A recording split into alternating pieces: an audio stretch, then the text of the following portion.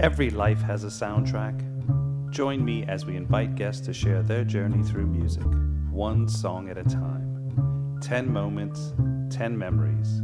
I'm your host, Sean, and welcome to 10 Tracks. Are you ready?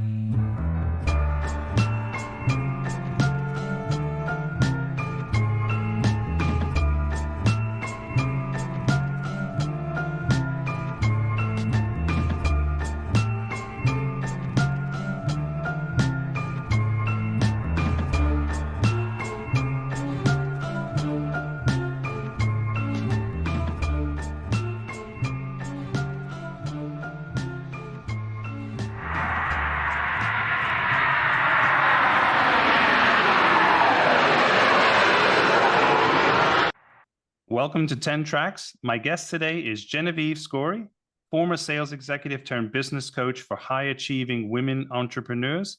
She's a business growth expert, sales strategist, and keynote speaker. She's also the host of the podcast, Fix This, Grow Fast. Hi, Genevieve. Good morning, good afternoon. Where in the world are you?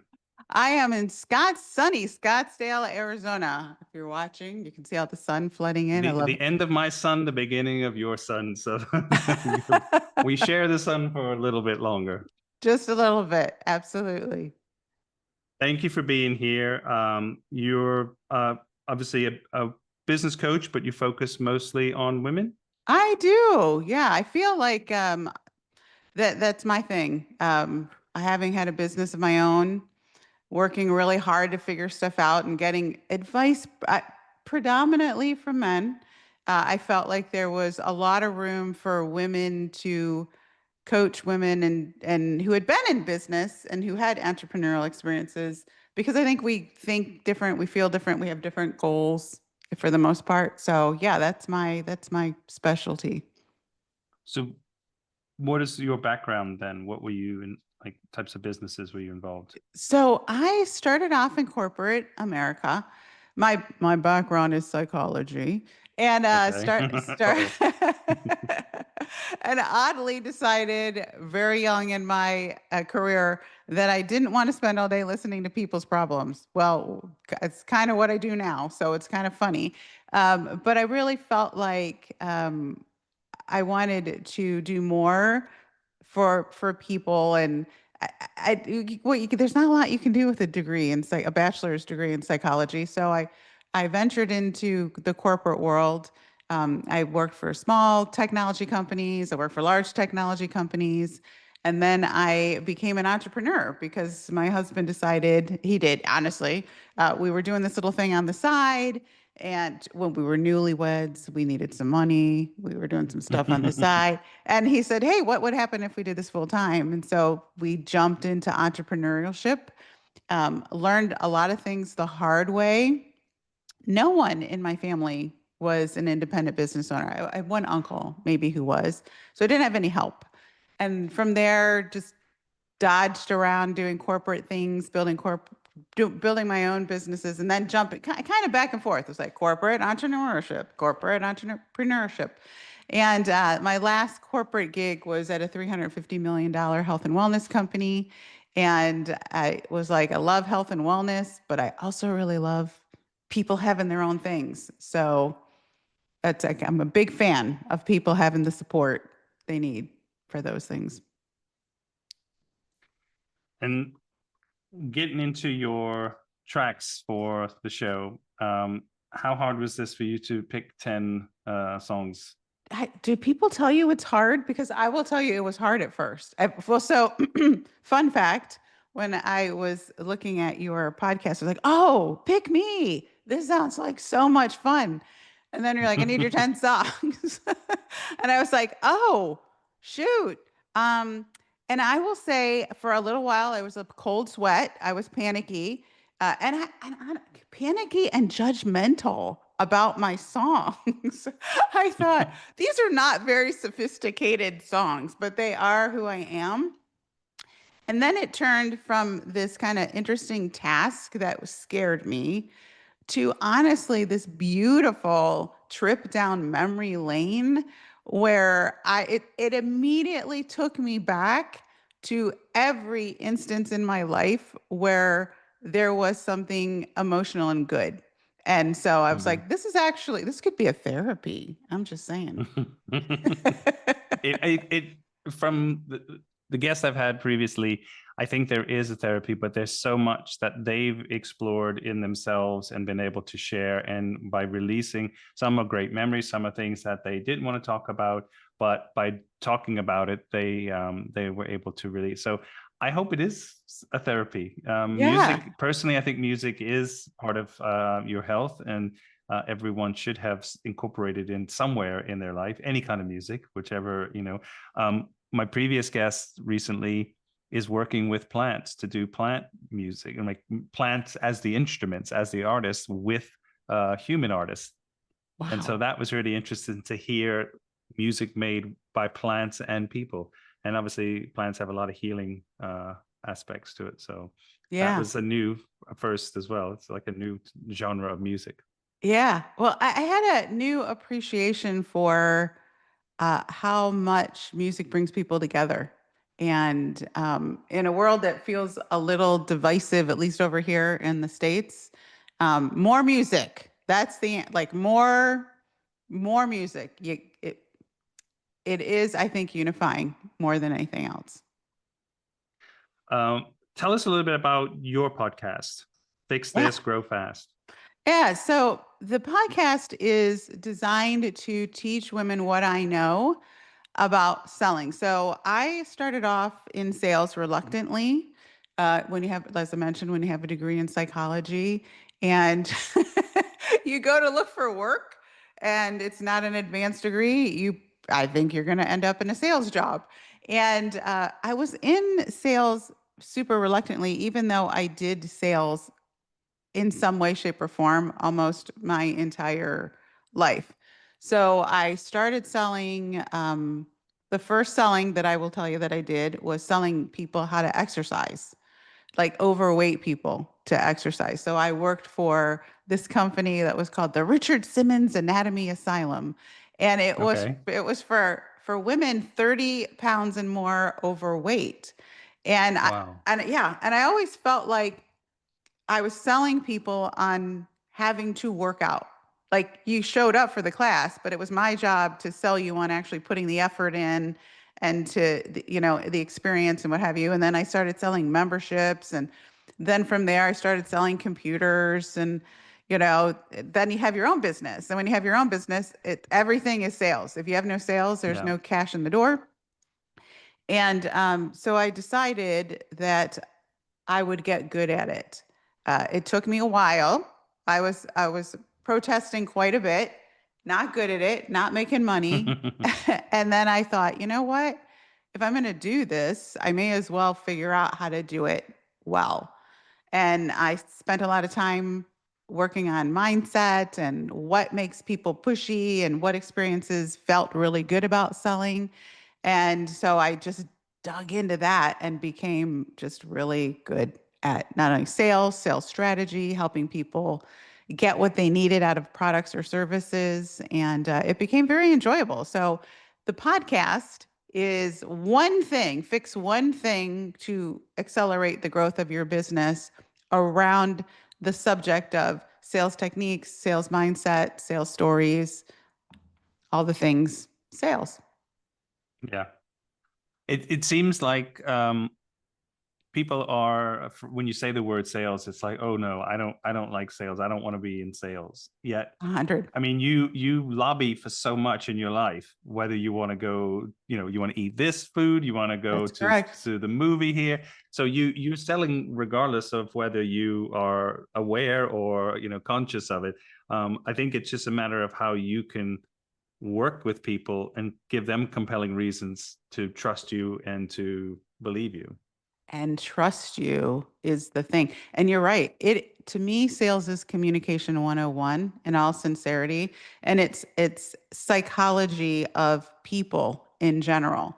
So if you can have a safe conversation with someone about your product, service, where you want to go to dinner, why you should brush your teeth as a 5-year-old, why you should help your mom with the dishes when like all of those conversations have someone that wants something to occur and someone that potentially doesn't see the value in that thing occurring and various stages of willingness, right? So to me, it was this great exercise in understanding human behavior. But I felt very passionately that there's so many people that have really great products or services that are never going to get off the ground if they can't get over their fear of communicating about it and asking people to participate in the journey. Yeah, in my other line of work, we work with a lot of companies, we work with a lot of speakers, and we have them on at our events and activities and programs we do. And the big thing is either not to be too salesy, so not to just try to sell your product, but sell what why you're doing this and your work, and then to be more available and outspoken, because some people sometimes it's a language thing, because if it's we Yes. do most of the projects in English or programs, and so obviously English isn't everyone's first language, and so that sometimes they're not as comfortable to speak or sell or promote themselves, so that can be a challenge. So I can imagine that, and you also, I think we can talk about this later when as you work with a lot of female entrepreneurs, but getting women on stage, especially at tech conferences that I do, it's predominantly men. Yes. And so we try to make sure we kind of kibosh that and get a balance up there, and not just for the sake of it. There's a lot of really powerful and important women speakers that should be on stage, because that they're not necessarily getting that opportunity, or that don't put themselves forward. So sometimes we have to pull them in or recommend to get them to come and speak, because it is just usually dominated in certain sectors by male. Yeah. And it to me, it's about, if you're a lover of knowledge, then you need to consume lots of it. And if you have only one lens and that lens is predominantly male, you're missing so much Yeah. perspective. And that's just not wise, you know? So I love No. hearing that. But yes, women in particular struggle a lot with either finding those opportunities or getting good at them, and my thing is honestly helping people be themselves in their sales activities. So how do you show up as you? Because the number one thing people say, when I talk to my customers, when I talk to my clients, is I just didn't want to do it. It didn't feel like me. The advice I got didn't feel like me. And then the number one reason people buy is the person. It's really not Mhm. the product or the service. So if you're hiding yourself, and the same is true of speaking, you know, if you're not showing up as you and your authentic self when you're on stage, wah, wah, wah, you know? And people can sense it. They can feel. And I mean, I've seen people very nervous or not prepared or coming on stage, and again, they're reading their slides or they're following, instead of just focusing on telling the Correct. story. Yes. Um, Being in the moment, you know, like, and that's hard. That's hard at first because you're in your head, you know. You are one of the things that when I've been speaking that I do is I always try to actually throw my energy out into the room. Like I actually spend time trying to emanate my energy so that even if you're in the back of the room, you felt like we had this unique mhm. conversation, just you and me, whether you were there with 5,000 people or 500 people. And if somebody hasn't taught you that, you wouldn't know to do that. It would be like, let me just walk. I think you're just walking through slides. And it's like, no, there's a lot that goes into that. When you get on stage, and I think I'm aware that you might have spoken to up to around 10,000 people. Yeah. Do you have more pressure on yourself knowing that there's 10,000 people in the room, or do you think I could be talking to 5 people in the room, I'm going and doing the same thing, or are you more aware of that? I am actually really fired up by larger groups because Okay. I find the challenge super interesting. And both my selling and my speaking were born out of really bad experiences that I just was like, there's got to be a way to do that better because I've sat in rooms before where I was like, oh my gosh, that was awful. I hope they didn't pay that person. And there have been sales experiences, same. But when you actually look into those really great, the best of the best study their craft. They like Yeah. nothing is accidental. Almost everything is choreographed. And the same is true. You choreograph differently for a larger audience than you do a smaller audience. But my goal is always connection, regardless of whether it's one person, 500, 5,000, 10,000. Let's dive into your first track. Yeah. This is Alicia Keys. Yes. The official title is it New York or? I believe it's just New York. Okay, that's what I thought. But It is just New York. And it is one of my all-time favorite songs. Do you want me to jump in? Sorry. Did you want to ask something? Yeah. No, please. This is your song, first pick. Yeah. And it is the way I looked at that song was this is my foundational song. And it is because of growing up. So both of my parents are from the city. They're from New York City. They moved out when they were younger. My mom and father actually eloped. My dad was 21. My mom was 19. And they're from the city. So my father was in the going to school in the military while he was getting his degree. And we would move all along the East Coast. So, and when I think about my parents being in their 20s and having 4 small children by the time that they were 25, and Wow. yeah, and going to school to boot, it was, it was a crazy little upbringing, honestly. But we would always go back to New York. We just always, every holiday, there were 6 of us in a Volkswagen Bug driving at all hours of the night to get to the city. And everything in that song is the experience that I had. So we would arrive late at night. My mother would yell up 2 stories from the sidewalk. She'd go, "Ma, Ma," because we'd get there so late that her parents had gone to sleep, but their bedroom faced this busy street.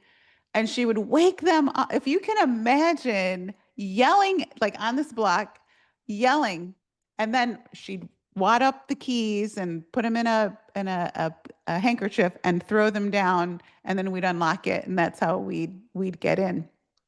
But Wow. yeah, there was no air conditioning. So it was the sounds of the I learned to fall asleep and find comfort in noise. So the sound of the city, the subways, the traffic, the sirens. Like I could sleep through anything, but those sounds actually became sounds of peace and comfort. And still to this day, when we go back to the city, there's something very calming, calming in the chaos for me about that. And I'm like, I'm a New Yorker, even though I didn't grow up here. And I will tell you, it's kind of gotten me in trouble sometimes because people, we lived along the East Coast until I was 12. Then we moved to the Midwest. We moved to Michigan, which I would argue Michigan is more Eastern in temperament than it actually is Midwest. But I always kind of got, you know, uh, criticized for like you're so bold, you're so, you're so gruff, and and I'm like, yeah, and I'm tough too, and but that was my, like New York stuff. Have you ever talked to someone and and they're like, we're not yelling, that was talking, Yeah. I have a lot of friends from Boston, and I've spent a lot of time in New York. I lived in Chicago for about 7 years. And, the locals from those places tend to, they have their own sort of rules. And at first you have to get used to that and Yes. kind of adjust, and then once you do, then it doesn't seem as strange. Yeah. But when you're in the thick of it, that's how you do it, you know? But that was really the foundation of who I was. And it came to serve me later in life to be tougher than the average bear, you know? But yeah, that song was fantastic. It brings back all the memories, the hot dogs on the street, the, you know, subway rides, the train, the L, as they would say. So yeah, Yeah. that's my first song. You bring a great because living in Chicago, I lived downtown in Chicago for most of the time I was there, and there's sirens going all the time. You know, it's noisy, it's busy, just like New York in a way. You know, it's got a big inner city, and never had a problem sleeping or adjusting. You know, with that, you used to it, and you do hear that sound. You kind of can numb to it. Moving to more rural places, kind of in the countryside, you hear every sound. If your neighbor's cutting the hedge, whether electrically or not, you're like, you know, it's like nails on a chalkboard. You can hear them. You're like, shut up. Is that what it is? Because that is so true. I'm like, oh my gosh, like Tuesdays around here is leaf blower day. And I'm like, I can't. I can sleep 3 feet from a train, but I can't stand the leaf blower. It's hilarious. It's a great song by Alicia Keys too, and Yes. I actually think she's an amazing artist, and this song So is one of good. my favorites by her too. Yeah. Absolutely. And it's sung with such and I honestly think I kind of feel like it's a cheat code song for some of us. If you don't have that New York experience, it's a meh kind of like okay, but it has a lot of meaning for people that actually she captures the experience completely from Yeah. beginning to end of that song. There's I mean, there's a few songs that New York always gets them, but that really represent and are, you know, it paints the perfect picture of that city and what it is. And, you know, LA has some too, but, you know, I mean, obviously Frank Sinatra did, you know, New York, and kind of a more swing, whatever version. But when you hear some of these songs that are about or kind of a tribute to New York, it can be incredible. And there's so much to paint from that city. Yes. Yes. And if you close your eyes, I think, and listen to her version, and she's got a couple of versions that I love, um, which I also love that about her artistry. But if you close your eyes, I think you could say you spent a day in New York. Yeah. We get to track 2. Yes. This is a beautiful song. The Mm-hmm. Foundations, Build Me Up, Buttercup. Mm-hmm. This is again such a great memory song for me. It is. So as I was looking at my list, I was like, wow, I have like a lot of, you know, Flower Child-esque songs. and and and while I was too young at the time to have actually been a flower child, it is interesting to me that because for that song, I probably would have been, and the fact that it still has so much meaning to me is interesting. But like, I remember singing that song as like, you know, a fourth grader, you know, a fifth grader. And the times and everything that was going on and the social unrest and the fact that the influence that had in the music of the time, but trickling down to like this is what elementary school kids were actually listening to. And for me, it's like it really isn't a political thing. It's one of these sign of the time songs. I grew up during this time. We would play records in my friend's garage, and you know, her on the workbench, she'd put her little record player, and we'd play the 45s because back then it Mm-hmm. was here's the 45. I couldn't tell you what was on the other side of that, but you know, the beat, like like to me, that song when it starts, I could be anywhere and I'm like, all right, I'm ready. I like the first few counts of that song, everybody knows where we're going. And I think it Mhm. immediately takes people back to a time of a moment in time. For me, it was a moment in time that was interesting and fun. And we would play songs and we would sing them. And Build Me a Buttercup was, dun, dun, dun, dun, dun, dun, dun. Like I right away get into it. So yeah. That's great. When you're talking to women entrepreneurs, what are some of is there a pattern that you notice, some maybe not necessarily mistakes, but areas where they definitely need support and need to, or is there a couple of key areas that they tend to be? Yes. Uh, Yes. And it relates to this song. So it's kind of funny that you asked that. Because as I'm going through these songs, I'm like, oh my gosh, I can see how I ended up exactly where I did. But it is this sense of one, that you don't have what it takes, you know. Um, I'm going to work really hard on something, and then I'm going to doubt like almost every step of the way if I'm actually capable of achieving the results. And I think there's two reasons that that happens. It's this fantasy about having a business based on what you see. And I don't know that social media helps that, to be honest, mhm. because we tend to love the highlight reels. It's like, oh, I want everyone to think I'm super successful and I've never done anything that was hard, or I didn't have to fail at this, or I'm not failing at it, or I'm not doubting it. It's the desire to have something and keep reaching for it and feeling like I don't even know if I'm ever going to get there. I'm ever going to have it. And I think all of those things are very normal in business. Like Build Me a Buttercup is a relationship song. This is kind of a relationship to business, is like, am I ever going to get Yeah. there? Will I ever achieve it? And the answer is everything is learnable, honestly, and what one person can do, so can another.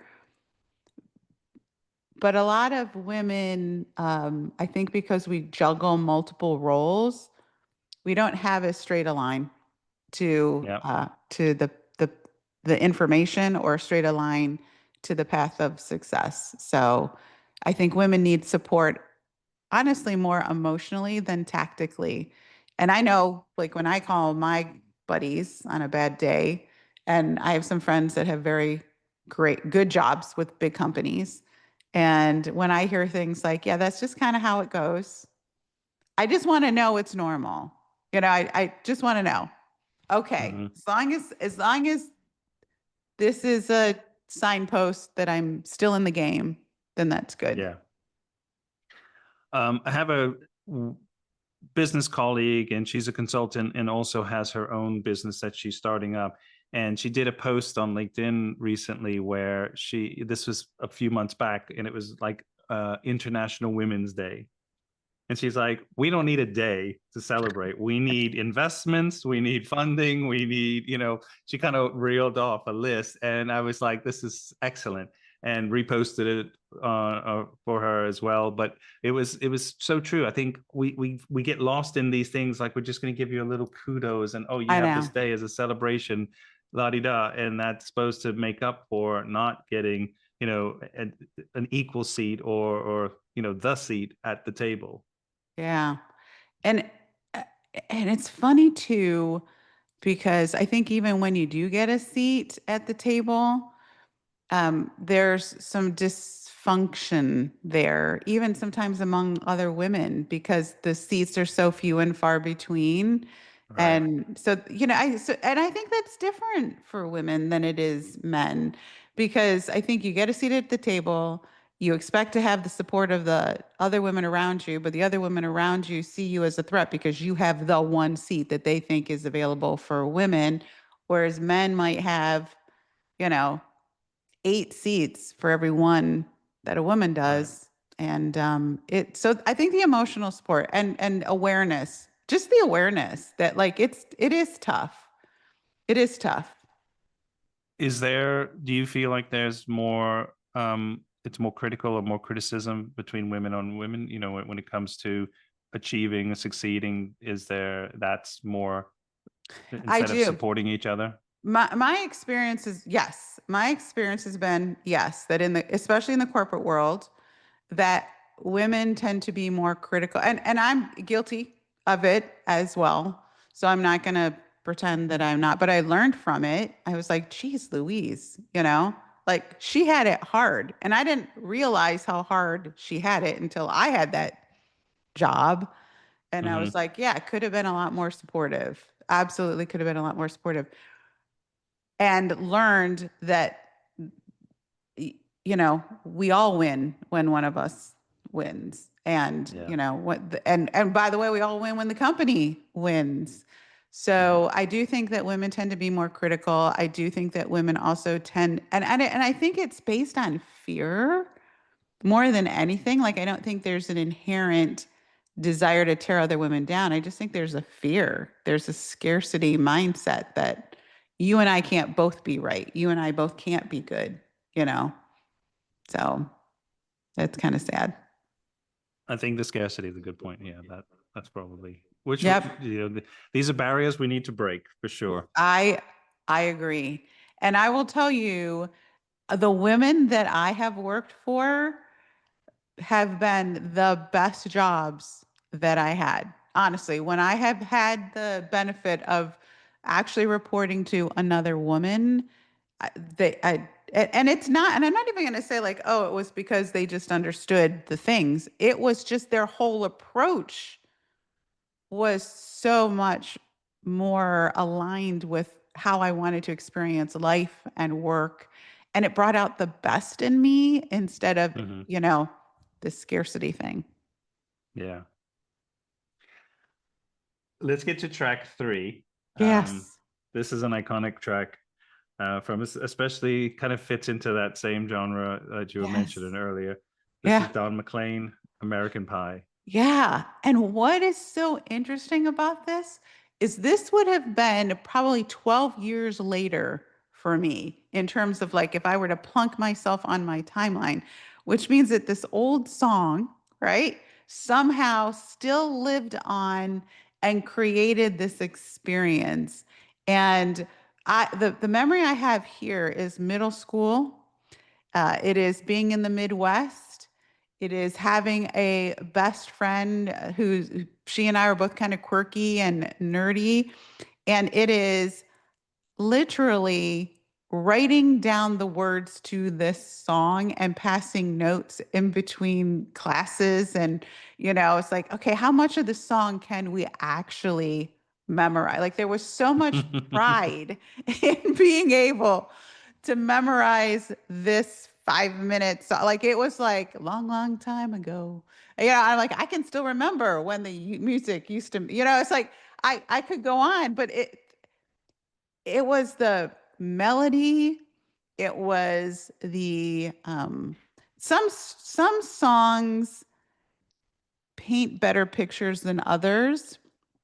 And for me, this song just painted a great picture of, it is what it is, overcoming some obstacles. Life isn't perfect. It was sad, but it was happy. You know what I mean? Like you experience so many things in the American Pie, and even the pacing of the song and how it switches up. And it's kind of like, Hmm. I'm like, that's what I think that's what teenage life felt like to me was this crazy journey and a backdrop of a song that still was comforting and touching, you know?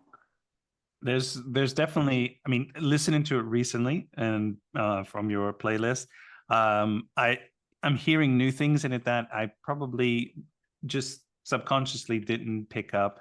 There's a bit about the widow bride, and I'm thinking to today, like yesterday or today, I was listening to it again, and I was thinking, could that be about Jacqueline Kennedy around that time? Is that what, maybe she's the widow bride? And and I could be wrong. I could, Yeah. just, but it popped in my head. who, people, and there was something about Lenin on a book of Marx, which could have been a play on Lenin, obviously, and Stalin, Lenin, and in that, but it also could be John Lennon and with a book of Marx. And so things that maybe everyone has noticed that already, whereas for me it's not. But I think it is a song that goes through different times, so people can still be 18 years old, 16 years old, and hear it for the first time maybe, and pick it up, and it's something to them as well.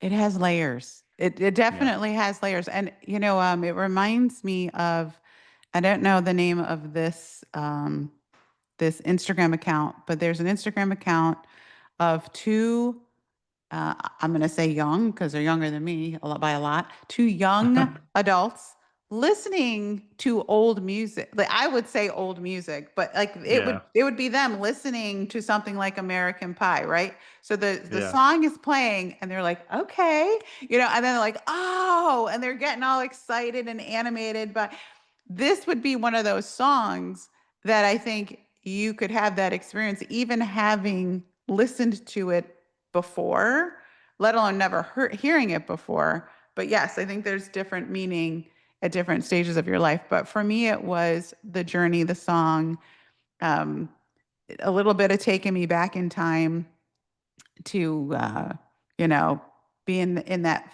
flower child era. But also, there was something about this for me personally, being able to actually recite the song from. I still know every word of the song. I can't remember why I went into my living room, but I remember all the songs of American Pie and Bohemian Rhapsody.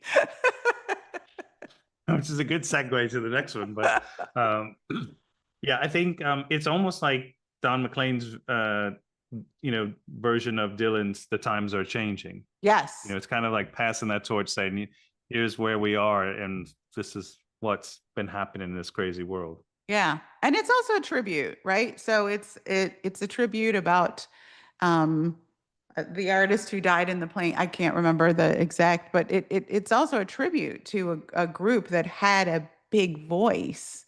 And I think that's also very, very interesting. So you just mentioned track 4. This is another huge or iconic song. It's obviously more parodied around Wayne's World, but the song itself still is incredible for a band, Queen, Bohemian Rhapsody. Yes.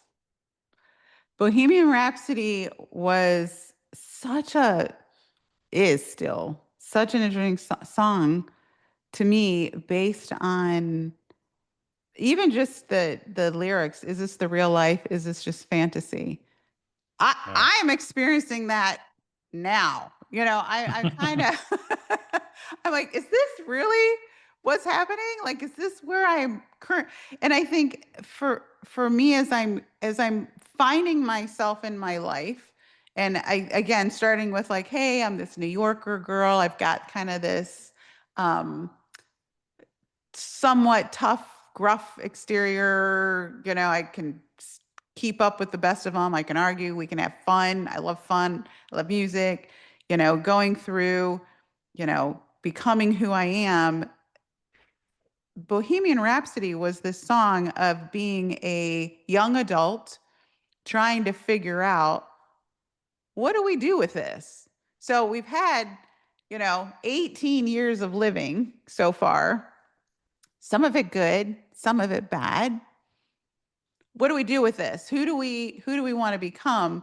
And I think it was the start of being okay with being who you are. For me, it was like every experience you've had up until now was designed to shape you and help you become the person that you are. And that's actually okay. It's totally okay. So for me, that song represented, and I know for him, It was about his sexuality and coming to terms with who he was. But I think on a broader scale, there's so much about that song that symbolizes the internal dialogue that you have, the confusion that you have, the voices that that you're being told, not good enough, too much of this, more of that. And then you're like, everybody just stop. Like at Yeah. the end, just stop. It's okay. We're all designed to be who we are, and we all have something to add to the world.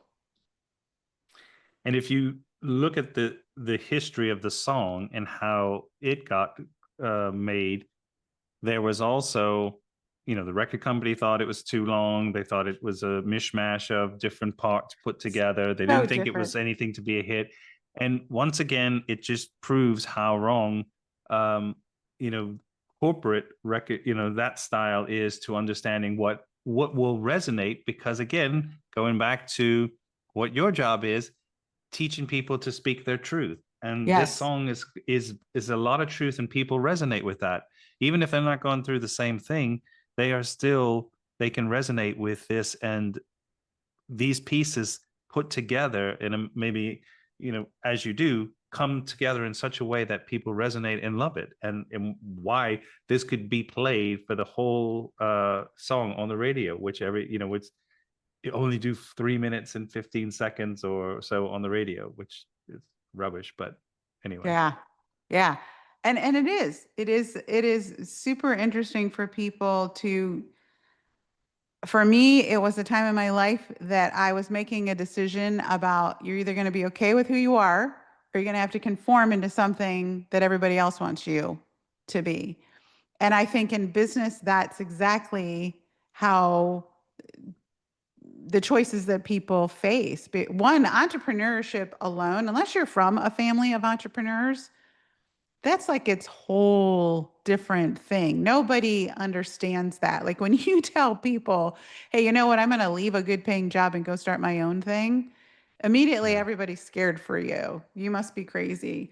When you have a vision that you want to bring into the world, this is the vision I have for what I want to do. And vision is this thing that you have that is uniquely yours, that you have to get other people to see. It's not, I mean, it's called vision because I see something you don't see. And it takes an enormous amount of effort to birth that thing and to have the mindset that you can do that thing, and then to commit to it on an ongoing basis. And so for me, Bohemian Rhapsody, all of those different elements of the opera, because it is an opera, are so interesting to me, because it's the struggle, the journey, and an acceptance of, at the end, you either going to do it or you're not going to do it. Like you're going to grow or you're going to shrink in a business sense. Yeah. And take that chance. Right. Yeah. Because well, I'll tell you what I think fuels every entrepreneur is, what if it could have worked out? You know what I mean? Like, I think it's better to fail and know it didn't work out than to wonder for the rest of your life, could I have made that work? And I think that is a struggle every day for entrepreneurs. You're absolutely right. And it's better to try and not succeed than to not try at all. Yeah. Yeah. And honestly, if you just keep trying, you're going to figure it out. Like, it's a matter of runway, I think, for most people. Emotional runway, financial runway, and physical runway. If you can keep that runway ahead of you, then you just get back in the game and you figure out, failure is feedback. It, like, honestly, and that's also something that I think women struggle with in particular, is failure's feedback. That's all it is. Nothing more, nothing less. It is literally just feedback. If you can get fluent at failure, you're going to increase your likelihood of success, because that's the fuel for the future. Yeah. We go to track 5. Dun, dun, dun. All the The leaves are Mamas. brown. Yes. So many times this song has popped in my head when it's raining. I've lived in London, Chicago, in the north, and you think about that beautiful sunny day. Hmm. Mamas and the Papas, California Dreaming. Yes. Holy cow. I am a flower child, 100%. So for me, this song indicates the turning point in my life emotionally, where I felt the freedom to just be me, to be funny, to show up and appreciate the fact that, yeah, I'm a Northeast girl, and that's okay. I can also appreciate and learn how other people like to receive information. So I did learn a lot about how to be myself without giving up myself and still Mhm. being able to interact with people. So for me, this whole song and the way it starts, and it's kind of like, like the California dreaming. It's beautiful, it's free, it's sunny, it's free flowing. I feel like that's kind of how it felt. That was a part of my life where if I were riding the roller coaster, I had gone down the big dip and I was turning the corner and thinking, wow, okay, like what's ahead? I'm good. What's ahead? If that makes I, sense. yeah, absolutely. I was sharing on with other guests, they've mentioned or they picked a song, and I remember saying, growing up, I grew up in the South. Moved away probably in my early 20s, and I moved to England, and I was living there for a long time. Um, Hearing bands like the Mamas and Papas, where they were big, and just growing up, you knew them, you knew this song, you maybe other ones. I think they were on a TV show when I was really little. I might have seen episodes or so reruns, but the same with, like, I think it was another I mentioned about Bon Jovi, and never really a Bon Jovi fan growing up, and they're probably around my time in the 80s and stuff. But these hearing these bands through others, like, I don't want to say foreigners, but from different eyes and different ears, and them interested in this and kind of getting into it.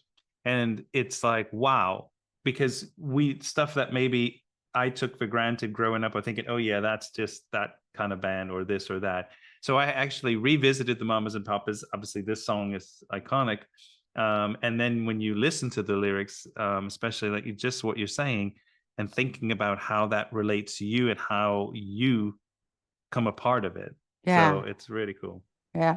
Well, and for me, what was so interesting when I was thinking about this song, and it's true in all of these songs for me, it takes me back to a time, and there's always a person or two in a moment when I think of this song. And for me, this was my roommate.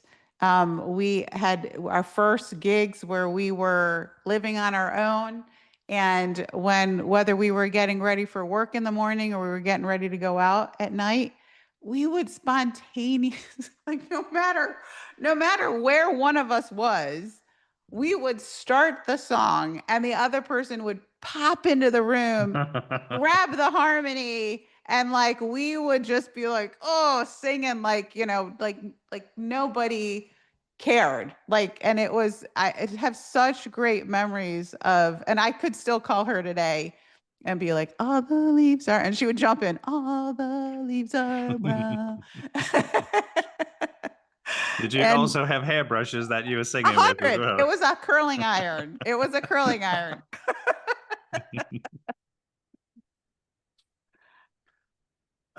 We get to track 6. This is Destiny's Child. Yes.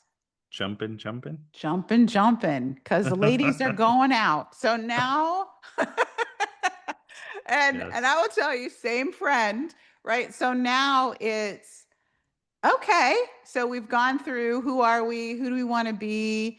And now we're going to be like divas. We're going to own our femininity. We're going to own being beautiful. We're going to own going out, having fun. And that was like the clubbing part of my, I don't know, do we call it clubbing anymore? That was a clubbing part of my life where it was like, if it was 10 o'clock and you were still at home, that was okay because you were leaving at 10 to go out and hit the clubs. And there's just something about that song for me and those three women and um, the journey that their careers took. And like it just to me it's a song of possibility, to be honest. It's like, hey, when you own who you are and you show up with confidence and pride in who you are, and you know what you're there to do, um Yeah. you know so many doors open for you. The proverbial doors all open up for you. So for me, I like every time I hear that song, I'm just like, such good music. And It, I it, it's part of my it, hype it felt like track. empowerment.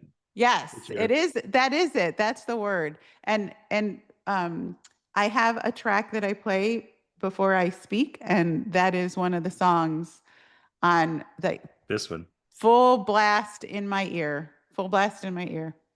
Yeah. And that's before you go on, or you're. Yep. Yep.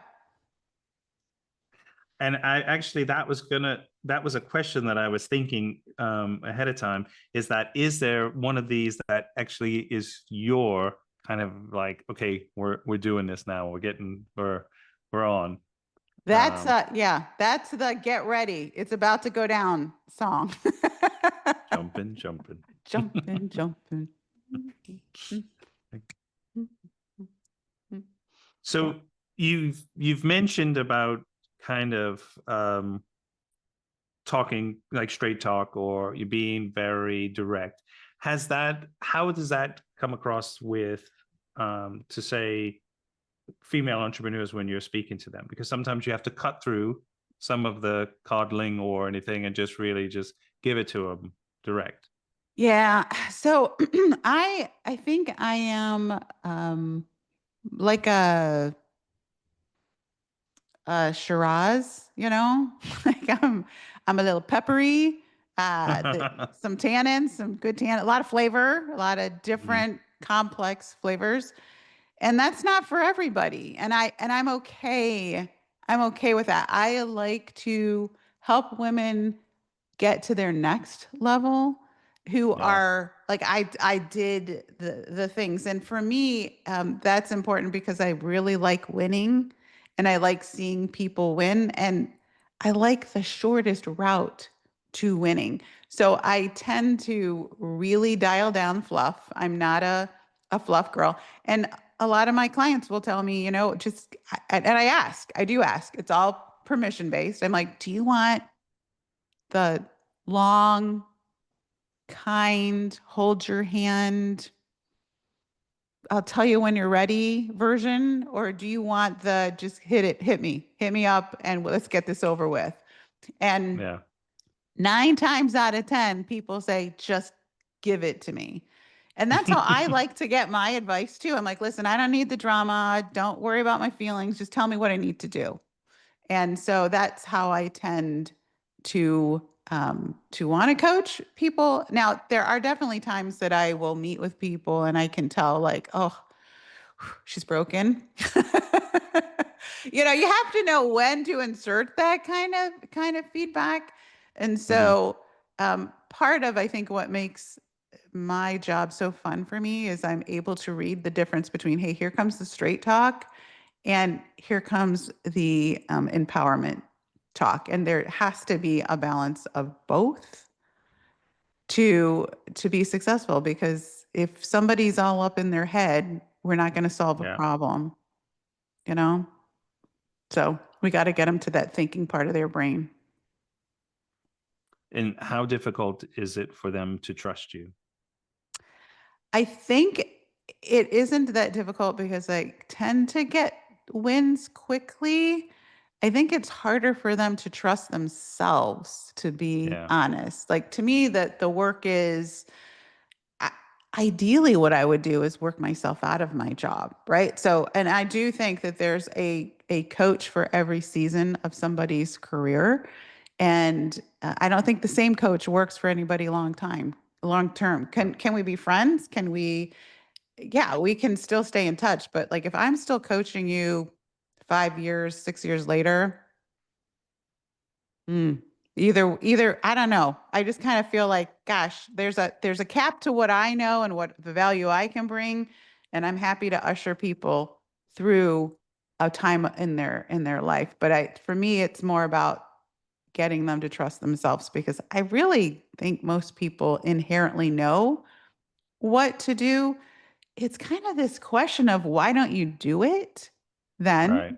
Why don't you do it? And then how can I help you do it better, faster, so that you're not suffering through the learning curve for so long? Yeah. We get to track 7. This is Guns and Ships from the cast of Hamilton. Yes. I did share with you that I've not seen Hamilton. I'm probably one of the only people in the world that hasn't seen it Yes. yet. Do not pass go. Do not collect $200. Go see Hamilton.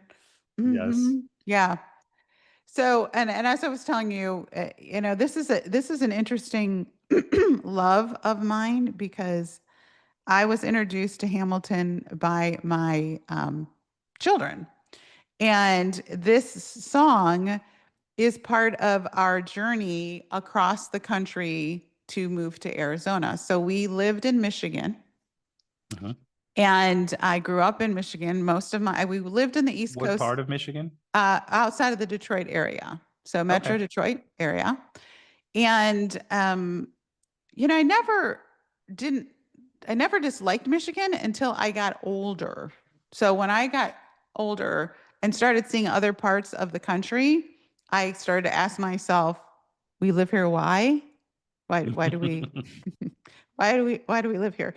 And I don't know if people, and no I'm not trying to, well, okay, maybe I am.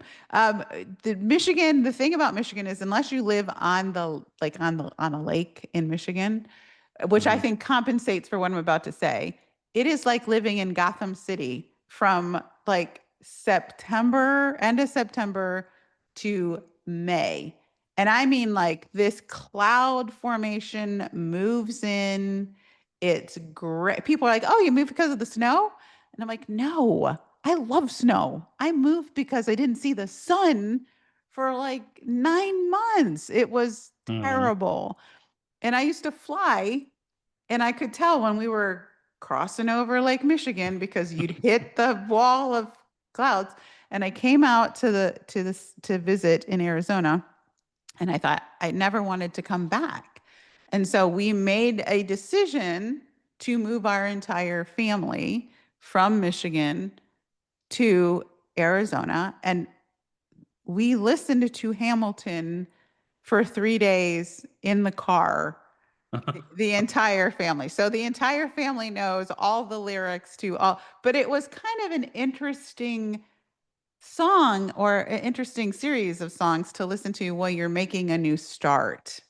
Mhm. And you're starting over again, and you've got obstacles and all that kind of stuff. But the thing about this song to me is, it's the song where the main character has been kind of told, enough, you're too much, you're too much, you're being too much, you are too much, go away. And this is the song where they're like, hey, we need our right hand man back. Like, my favorites, like, there's so much goodness in the song with the rapping and the lyrics. But Mhm. my favorite part of the song is, yeah, you need your right hand man back. And everybody's like, you need your right hand man back.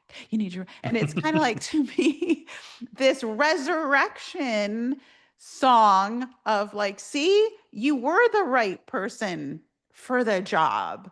And, as the story goes, it turns out okay. I mean, won't ruin it for you in case you didn't read the history books. But, it's kind of like, he was the right guy for the job. All the crazy things about him, that was exactly what they needed. So that part of that song is so interesting.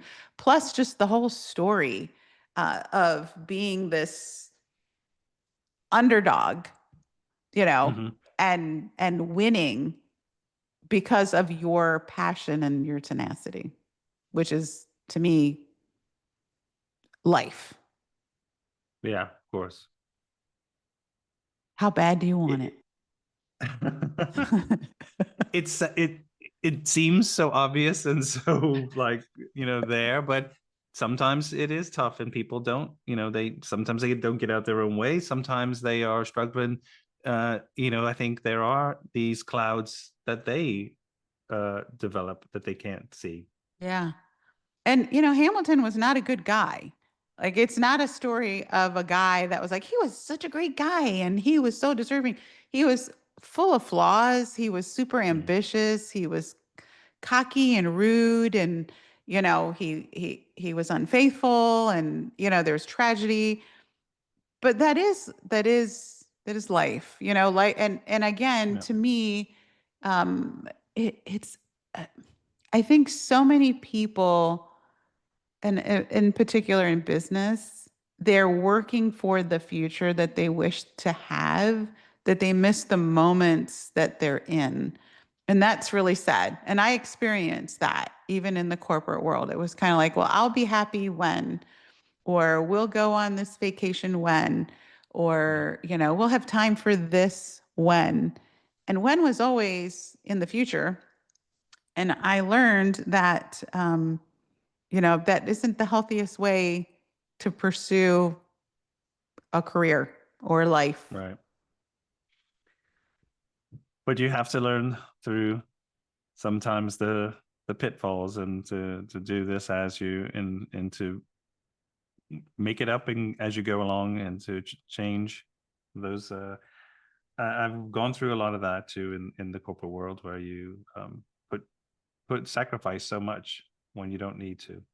Yeah.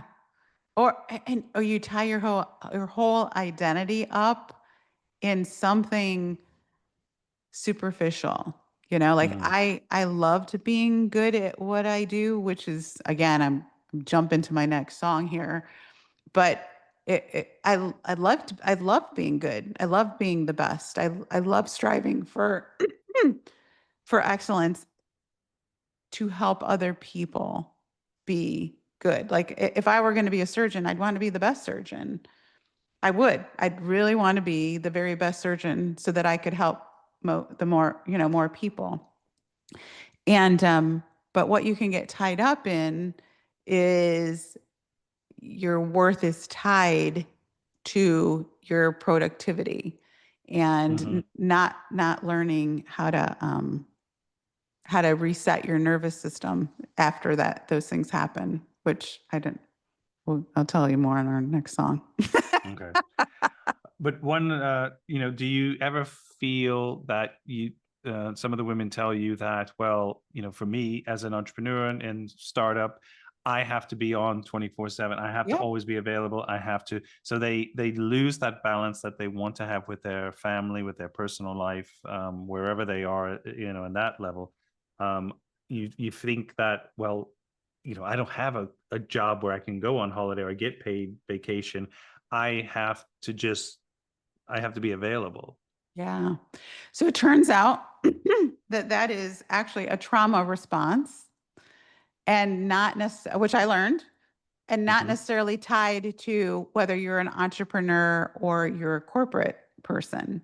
So I thought, and that's so funny because when I talk about, like, oh, I went to corporate and then I had my own thing and I went to corporate and I had my own thing, I can tell you, oh yeah, I had those habits here. And then I got this job thinking, well, I'm gonna not do that anymore. And then I just brought that right along with me. And what ends up happening is your nervous system just gets stuck to on. It gets stuck to on. And so there is no resting because you have this fear that if I'm resting, I'll get, eaten by the tiger, so to speak, whatever Hmm. the trauma was. And I still see that. I just saw it yesterday on Threads. I saw a woman posting and she was like, does anybody else feel like you just can't take a breath? And every Friday, my message on my social media is, hey, it's time to take a rest. Like, Hmm. literally, you don't earn it. It's a strategy. It's like you're supposed to reset. You cannot be on hustle mode even though I thought I could be. But yes, women in particular think Like I can't slow down. I can't rest. My last job, I will tell you, I was afraid to take my PTO. I literally was afraid to take PTO because I thought if I'm gone for and I had like 6 weeks of PTO, and then they changed it to like, you can take as much as you want, which doesn't ever really mean you can take as much as you want, but they changed Right. it. But I wouldn't even take 2 weeks at a time. Like I literally just couldn't. And I had a friend tell me, you just don't know how to relax. And I didn't realize how true that was. I was saying the other day to a friend of mine from the States that, in Europe, especially in France, where I am, the whole month of August, a lot of the French go on holiday. They're with their families, and if it's a company in the finance department, it's like if you have invoices that you're working with them or as a consultant and need them to pay for something, they're on holiday the whole month, and it's very unlikely they're going to pay this invoice or sort out during any time of the year. Where I am, especially in the smaller, it's in most, I think maybe apart from Paris, from 12 to 2 or 3 o'clock, they're closed for lunch. And it's like, too bad, too sad. You needed to go to the post office. We'll come back after 3 o'clock and we'll be open. Yeah. And I think Italy has a similar, Spain to some extent, but that's the culture. And that's just the way that they stop and they make sure that people have time for lunch, and that you should take that time for lunch and use it for yourself to do. Because you don't live to work there. Yeah. In our country, unfortunately, we have a live to work mentality, and it's not healthy. It leads to toxic hustle, it leads to burnout. And what happens is people go and say, I'm going to have my own business, and then they end up just kind of letting the business absorb every inch of their day and life. And a lot of people don't escape it even in their own entrepreneurial ventures. And studies show you are actually more productive when you take a minimum of 2 full days off every week, like in a row. And when I take clients on and I have to teach them, like, you pick them, you pick the 2 days, but you're going to pick 2 days where you go and enjoy your life. And like literally, I mean, I have to teach women strategies. Like, you're going to have a weekend notepad, and anything that comes up for work, you write it down. You write it down. You don't look at it again until Monday. And what ends up happening is over time, and it's a practice. Like, they really have to practice this thing and trust that the business doesn't fall apart, that their life doesn't fall apart around them. But what ends up happening is on Monday, you're actually excited to get back into it because you've got some things like there's a little bit of that. We created some scarcity there. Like, you only work during this time and this time. So when you actually get to work, right, isn't that exciting? But you also get to play, and we plan those things. But I think, honestly, I think the Europeans have it down. Like, literally, I'm like, I was watching Emily in Paris. That is my treadmill show to keep me distracted while I'm on the treadmill. And they're always yelling at her. They're like, Emily, we don't do that here. Like, we're at a party. Like, you're at a 10, Emily. We need you at like a 4. So, and I'm like, man, I needed to have worked in Europe. It sounds healthier, to be honest. We get to track 8. So before we mentioned who it is and the title, how fun is it to win? I feel like that's the point. Isn't that the point?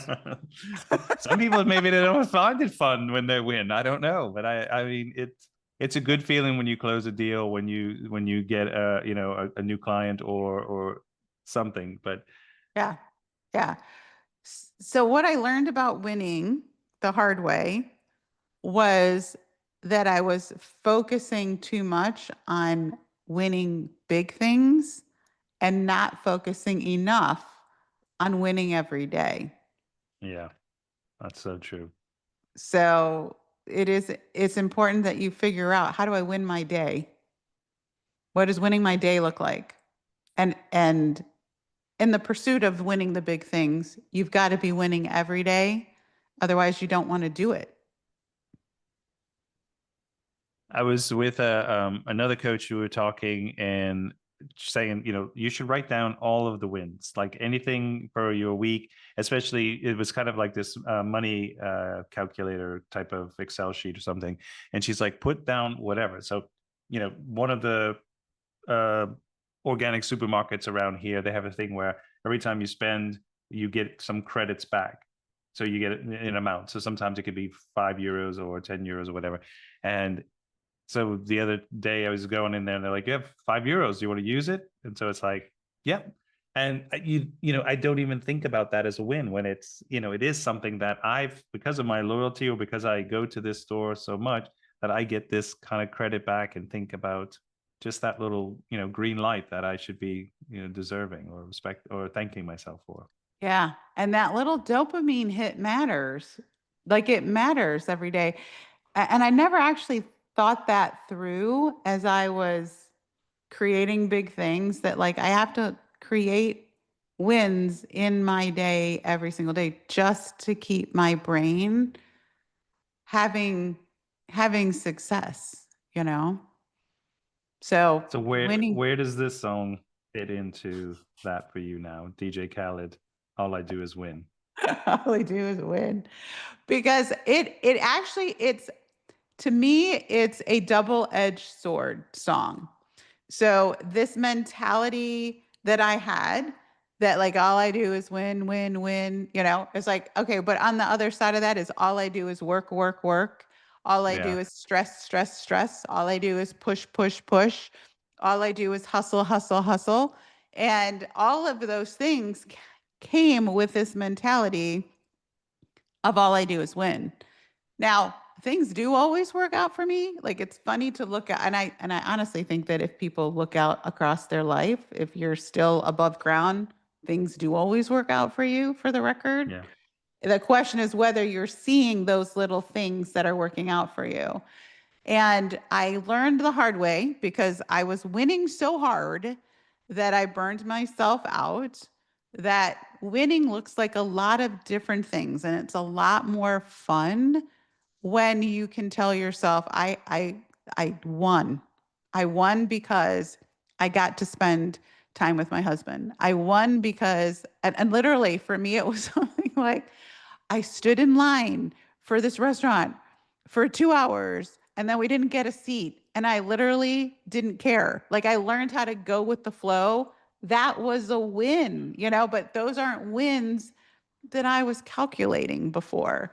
And now when I listen to it, I'm like, I do win. I win every day, and I win at really healthy things in addition to really big things every day. But getting there was a little crazy because I do really love winning. Now I'm just winning more, and it's Yeah. more fulfilling.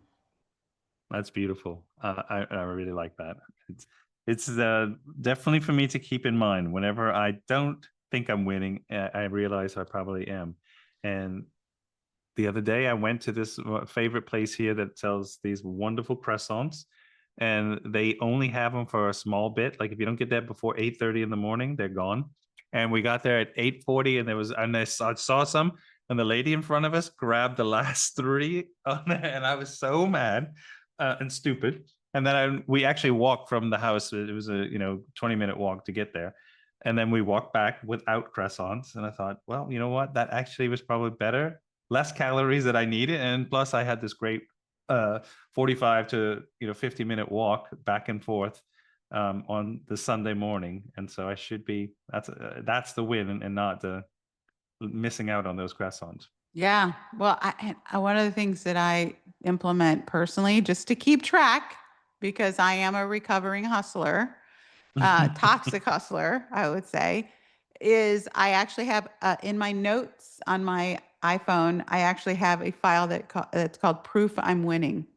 And anytime I see any little thing, any little piece of progress, pardon me, any little piece of progress, I put it in this file and I look at it regularly just to remind myself, like, oh my gosh, and to see, look how far you've come, and and to acknowledge myself for the things that I am winning at, because progress is winning, failing is winning if you learn something, but if you don't capture those moments, it's easy to forget them. So I agree with your guest that recommended that.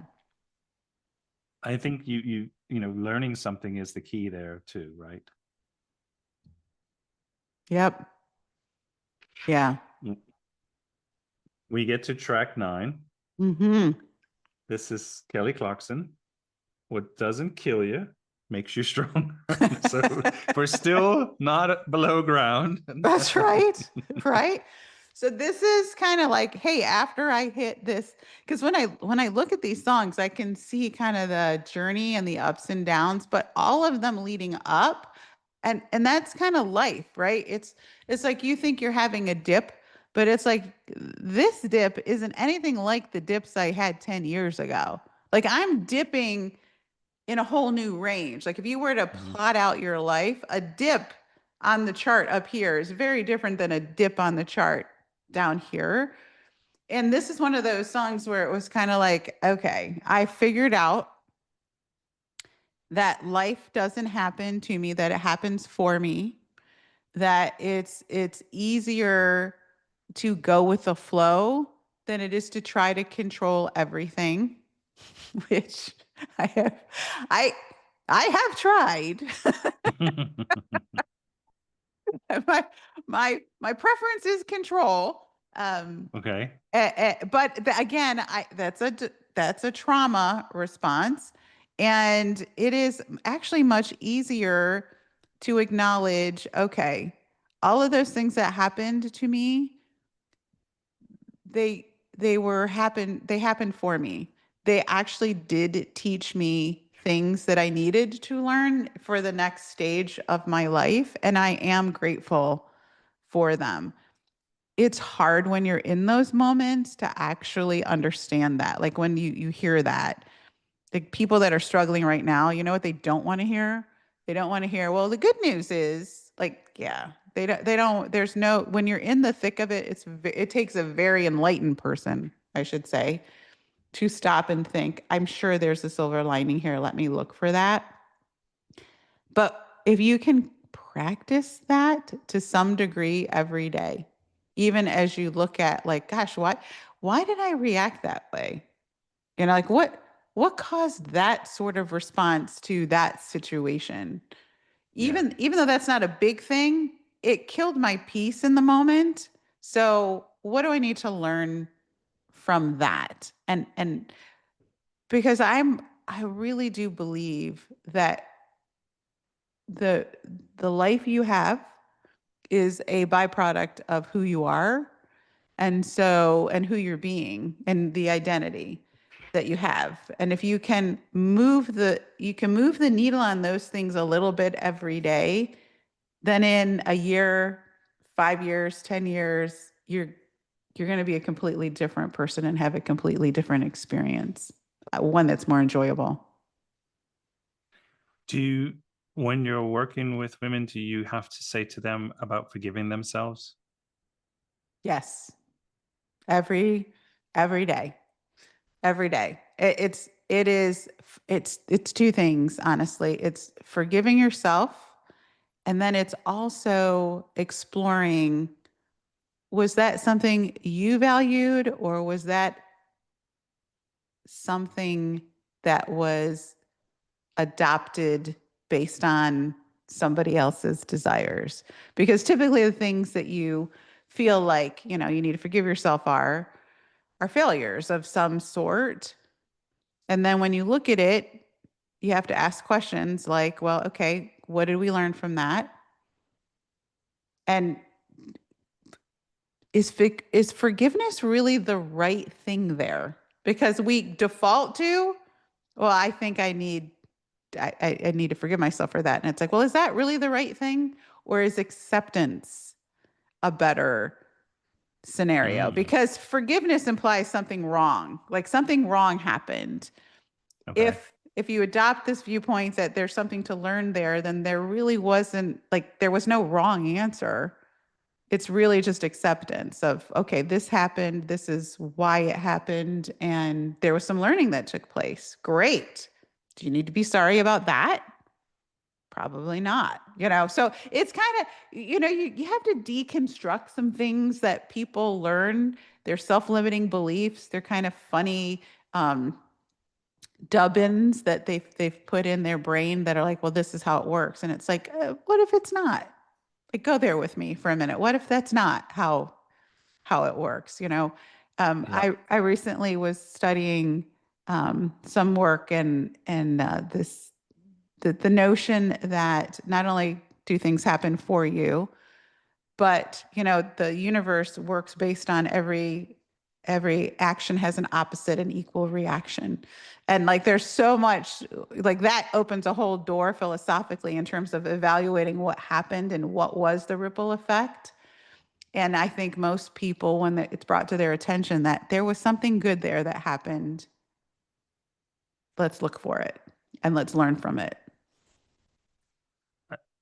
Genevieve, there are some men listeners on to the podcast, so they're going to take some of this great advice that you're handing out, and I'm going to make sure they listen, because I know your main focus is women, but we need this too. Just yes, so you know. now that is my main focus. I do have some men clients, but yes, my main for this, it's so I don't know. Maybe I would do better in Europe from the male perspective.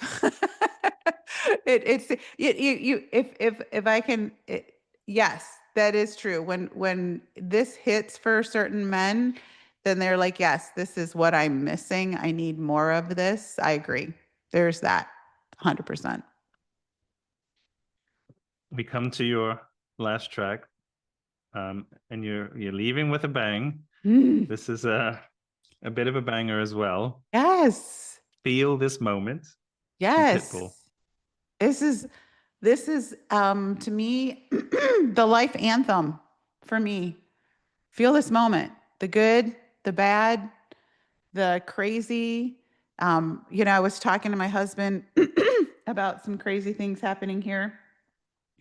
And I said, you know what my goal actually is? Because I used to really get triggered. I 100% used to be like, oh yeah, on guard. Like I would be like, keyboard warrior, and I'd like, let's fight about this. And now that I'm more of a go with the flow kind of girl, which I will tell you brings me so much more joy and peace, there's a part of me that's like, okay, my next iteration, my next work is going to be, how can I maintain my peace and sanity and love in the midst of what used to really make me crazy? Mm-hmm. Instead of like, you can't stop it. Like I can't make people think the way I want them to think. So yeah, how do I show up every day and get because I really think the game is there's a gift in every moment. And when you're not in the moment, you're distracted, you're ahead, you're upset or whatever, you're missing out on all the gifts in the moment. It's right. Like I'm looking at your background and I'm like, man, it looks beautiful out that window, right? like it does. And it's beautiful here in Arizona. And I live in a home with beautiful things in it, with people that I love. And when I'm not in the moment, I'm literally missing the opportunity to engage in all the gifts around me. So it's not to me about the future, which is something that I had to learn the hard way. It is about like the gifts are in the moment. The gifts are in the moment. So this is my reminder, and also one of my hype songs, right? Before I go on stage, it's a reminder. This may be very exciting. It could be very scary. I mean, anytime you give a new talk, it's kind of scary. And it's like, just feel the moment, show up, connect, and feel the moment. And I think it's a song that when it's played, people universally resonate with it because we're so busy, at least here in this country. Like, that's the one thing I love about the European lifestyle. Like 2 hours for lunch, that would be beautiful. A whole month off of August, that would be, right? Feel the moment. There's not enough of that. And so I'm trying to help my clients experience more of that, because it's not always about your next achievement, your next level. If I can actually bring you more happiness with everything you currently have, that's a win too. Yep.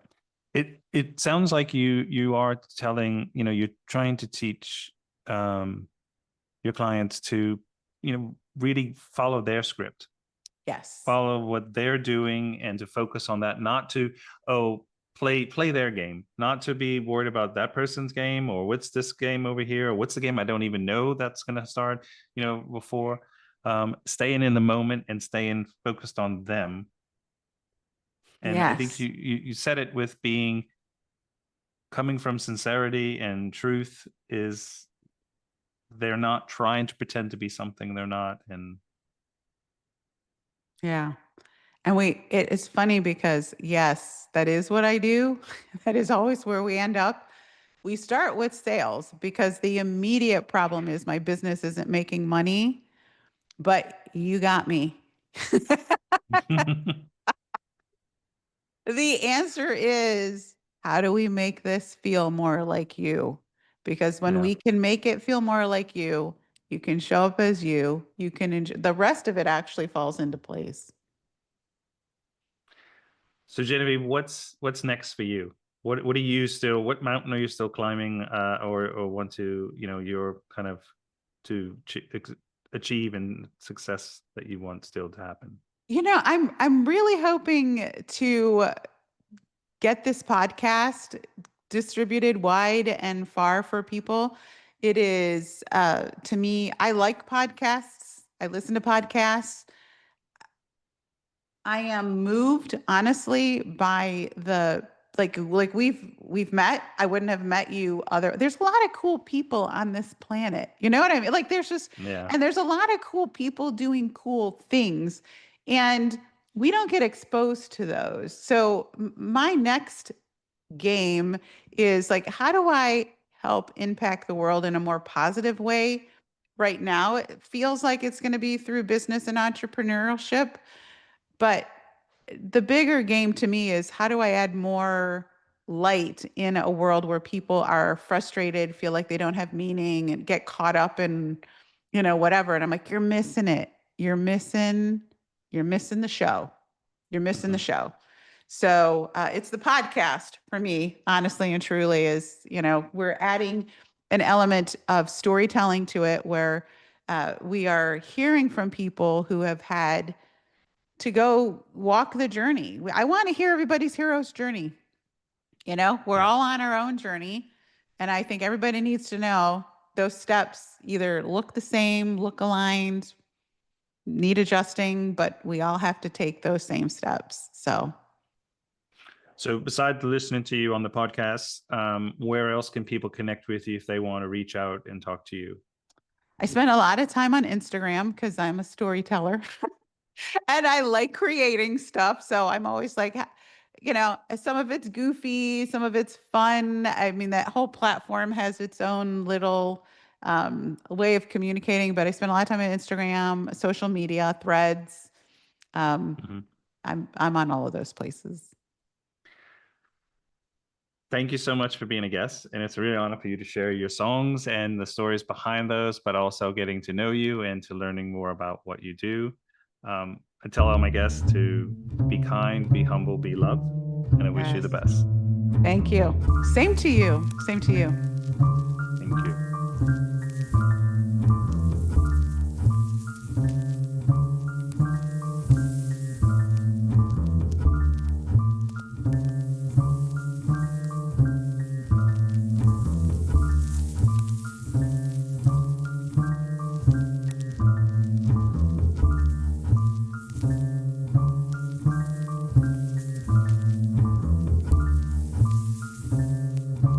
Pretty